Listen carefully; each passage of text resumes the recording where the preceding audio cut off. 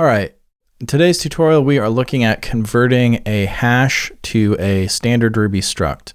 The current code we're looking at is converting to an open struct, but in the scenarios where maybe you want to replace an open struct with a normal struct, you might want to have a more convenient way to do that, hence this tutorial. So first off, just run the code, prove that it's working. So this hash with foo bar is being converted in an open struct, and that totally works.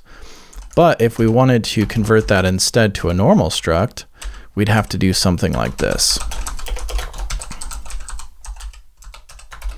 So you define your struct and you'd say keys are foo bar, and then you would create a new instance of that. So you would say something like .new, and then foo would equal, let's see, my hash foo, my hash bar.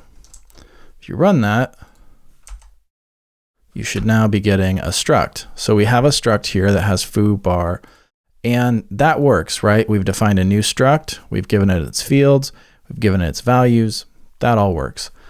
But what if you don't want to do that every time and you want something simpler? Okay, so I have a simpler function that we can use here, simpler method, called hash to struct.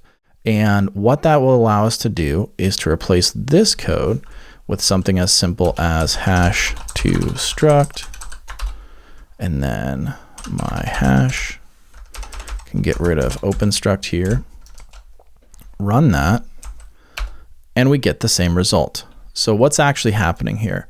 Well, we have this method called hash to struct. We're passing it in a hash, and we are creating struct.new, and we're using the splat operator on the keys.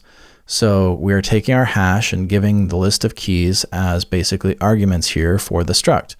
And then we are going to do the same thing with the splat operator to do that with the values. So in the end, it's basically giving you this list of keys, it's passing that into the struct, list of values as thing. It's pretty much the same like net effect of the code that we did before, but in this nice convenient function. So if you run it, it totally works.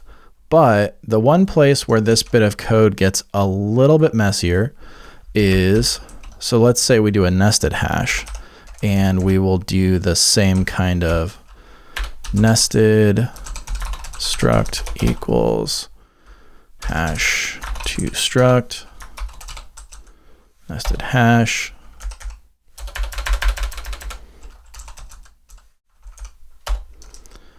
So if you run this, basically the same idea where you have the same kind of conversion, but in the case here where we have a nested hash here, we have a hash inside of a hash, it's not going to pick that up as a sort of nested struct.